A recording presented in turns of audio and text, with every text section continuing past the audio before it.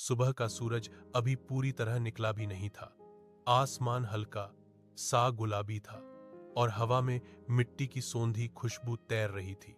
गांव के आखिरी छोर पर फैले खेतों में एक आदमी धीरे धीरे हल चलाने की तैयारी कर रहा था। उसका नाम मनीराम था।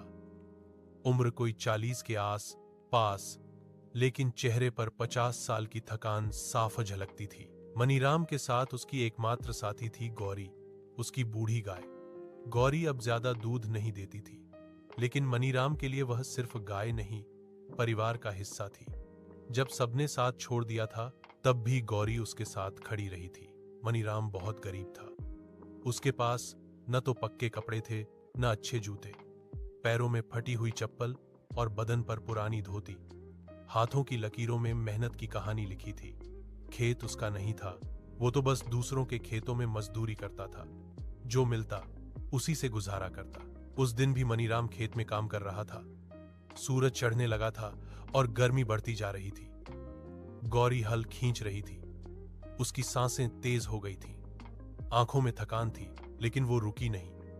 मनीराम हर बार उसे देखता तो उसका दिल भर आता। बस थोड़ी देर और गौरी, फिर आराम करेंगे, वो धीरे से कहता, जैसे गाय उसकी बात समझती हो। असल में गौरी सब समझती थी। मनीराम की आवाज का दर्द, उसकी मजबूरी, उसकी खामोश उम्मीदें। मनीराम की जिंदगी कभी ऐसी नहीं थी। कभी उसके पास छोटा सा घर था, 2 बच्चे थे, पत्नी थी, लेकिन किस्मत ने एक एक करके सब छीन लिया।